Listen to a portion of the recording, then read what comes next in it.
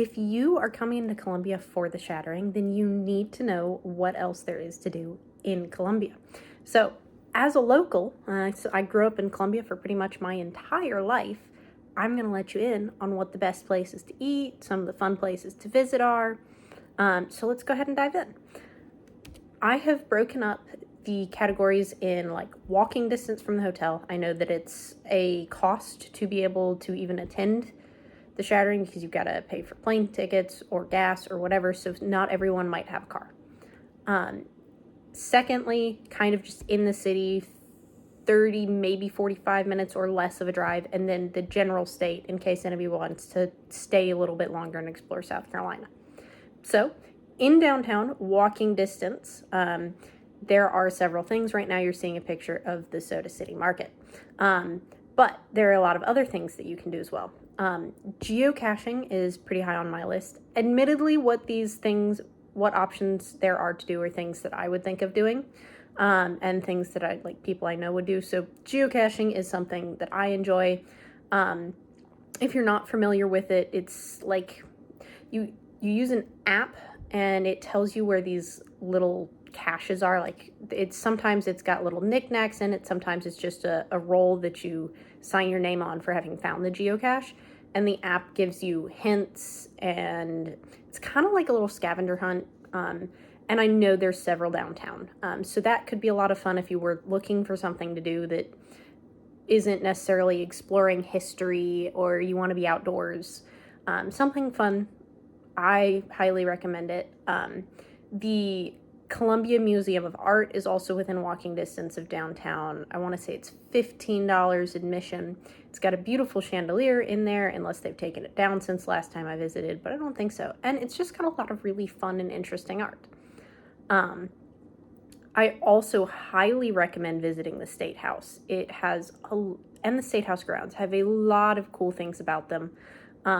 Monday through Friday, there are tours, guided or self-guided, starting from 9:30 and ending at 3:30, going every hour on the hour. So 9:30, 10:30, 11:30, 12:30, 1:30, so on and so forth. On Saturday, it's 10:30 to 2:30, so you lose the first and the last tour. And I believe the gift shop is open if tours are running. And there's a lot of cool things on the State House grounds. For instance, if you decide to do a self-guided tour, you may not know this, but I think it's a fun thing to look for. There are giant golden stars on the sides and the outside of the State House. That is where cannonballs hit the State House during Sherman's March. So it's a really cool piece of history kind of preserved. You can also visit USC, the University of South Carolina. Go Gamecocks. They've got some cool stuff on campus. If you have a kid who's thinking about college, USC is a really great school. And there's just a lot of stuff that you can explore. They have a library. The Horseshoe, which is like a green area, kind of a little park on campus, is part of the historic portion of campus. So the actual buildings that form the Horseshoe and shape the green space are some of the oldest ones on campus. So that's really cool to look at.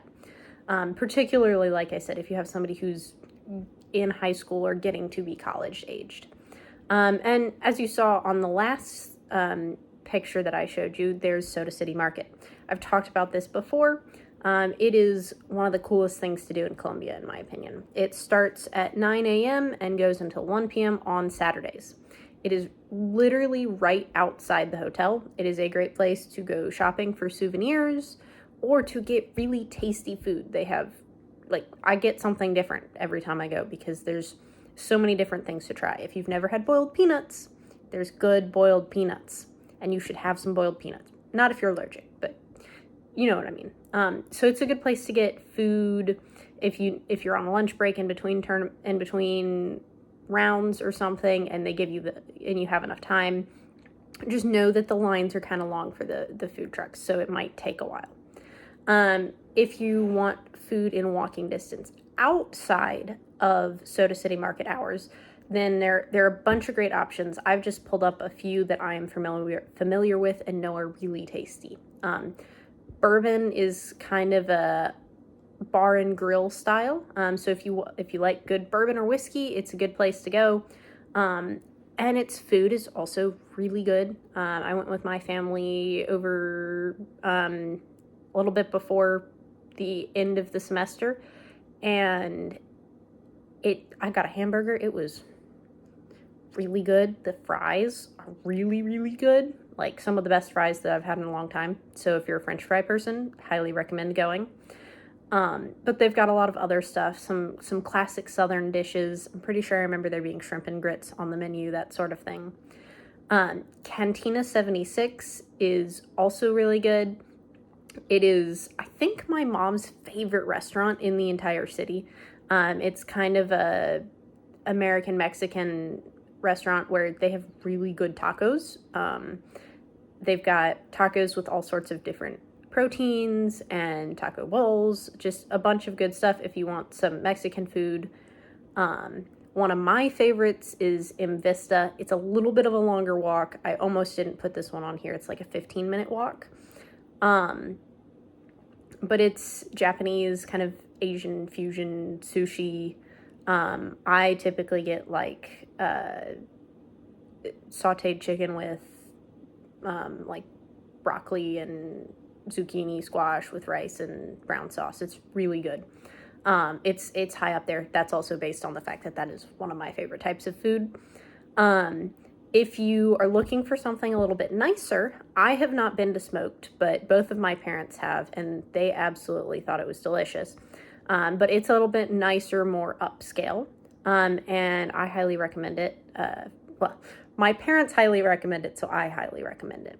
But it's definitely a little bit more upscale. I think you will find that generally in the walking distance of the hotel, the downtown Main Street area is a little bit more upscale dining, so there's not as much like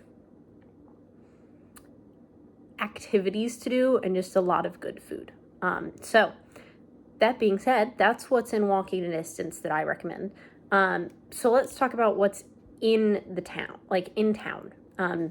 So this is a picture of Congaree National Park, which I highly recommend visiting. It is one of the coolest, it is one of the most amazing places on earth. In March, it should still be fairly cool. If you went in the summer, it would not be cool. It would be hot. Because as Columbia's motto it's not the motto, but it used to be that Columbia is called the armpit of the South in the summer. It's hot and muggy. Luckily, you're coming in March. So you're going to be a really great temperature for exploring Congaree. You might not even need bug spray. But it's a really awesome national park. They've got lots of boardwalks, great hikes, and it's free. Like, admission into the national park is free. So why not go see something cool that you might not get to see again? I also recommend Riverbank Zoo and Garden. I grew up going there all the time. It's $30-ish to be able to go in, but it is amazing. They've got all sorts of animals. They're a nationally renowned zoo, and they've got good food in there. Just, I highly recommend going to Riverbanks if you can. I'm also a giant outdoor animal nerd, so I'm a little bit biased, but everybody I've ever taken to the zoo has loved the zoo. So, highly recommend that. The State Museum is also nearby. It's not super far. I just wouldn't walk there. And it's got a bunch of cool history stuff as well as other stuff. They've always got some sort of traveling exhibit. Like, I know the exhibit that just ended was the Disney Heroes and Villains costume display. So it had like the dress from live action Cinderella and like Maleficent's outfit from live action Maleficent. They've got a lot of cool stuff. If you have younger kids, right near the State Museum, like in the same parking lot, is Adventure. It's usually aimed at elementary school or below, I believe. But I loved going there as a kid. It's got all sorts of educational stuff. But those two are like right next to each other. I think the State Museum is like $10 to $13, depending on whether you're a kid, a senior, or I guess, normal person. I don't know, a normal adult. And then if you just want something kind of calming and still getting out but not having to drive as far as Congaree and just walking by the river, there's a bunch of river walks in Columbia because there's like 5 rivers in the area of Columbia. The Saluda, the Congaree, the Broad, so on and so forth. So any of the river walks are really cool. I know the Saluda River Walk in particular is gorgeous. It might still be too cold to go splashing in the river, but some of the river walks will allow you to like dip your toes in or play in the water. And they're really cool, and they're just a nice place to walk because who doesn't like looking at the river? Food-wise, there's several great options in the greater Columbia area. Backstreet's Grill is actually where I had my first job, and this is not a bias because I worked there. It has some of the best food in town, and it's very Gamecock themed if you are looking for something to do that's kind of Gamecocky. They've got hamburgers, they've got steaks, they've got sandwiches, salads.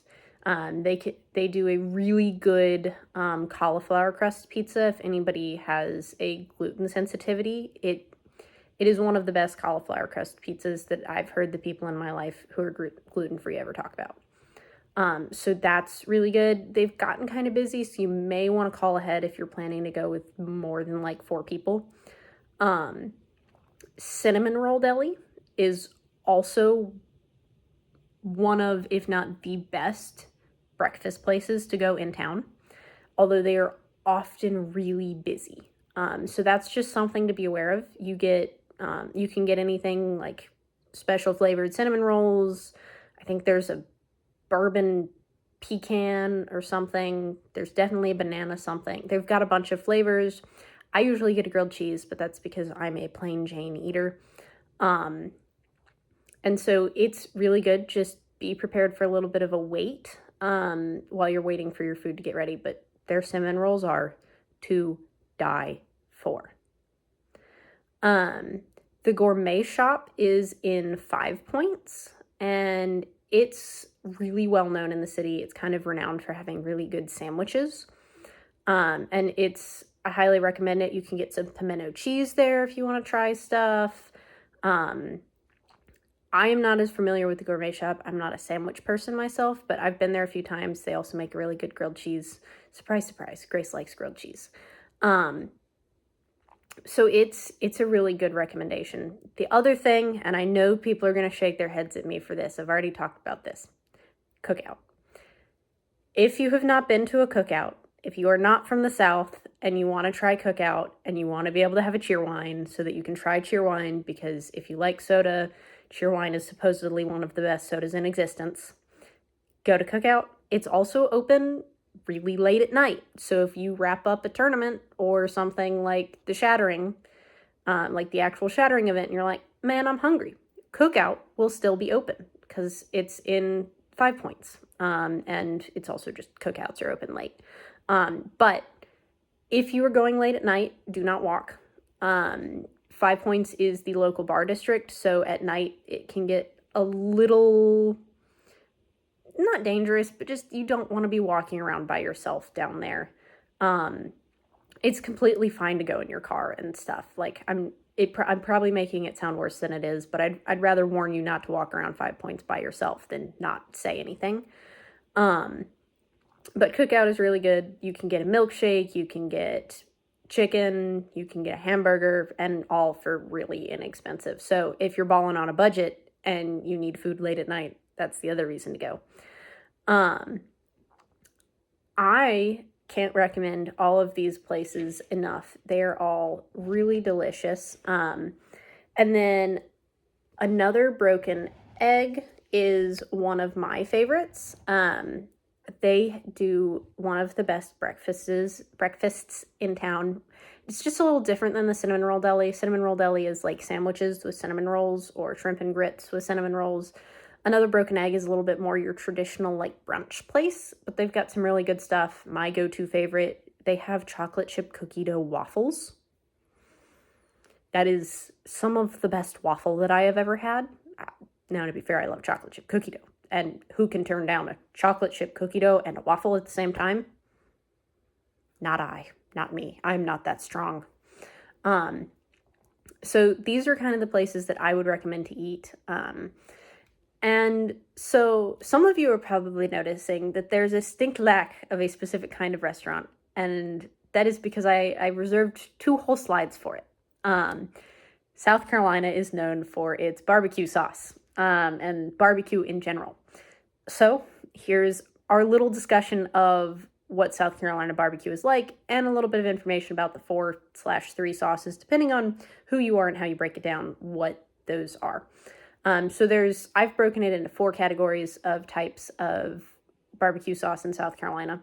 The first is mustard based, and this is the South Carolina barbecue sauce. It's only found in South Carolina pretty much. It originated in South Carolina with the German families that settled in the Midlands. That's where Columbia is. And it's very kind of tangy. It goes really well with kind of the pork in that way.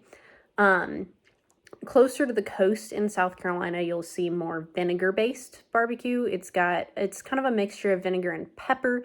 So it's got this hot kind of acidity that really kind of works well with the pork in that way, because it kind of soaks in the flavor and adds a lot of good flavor.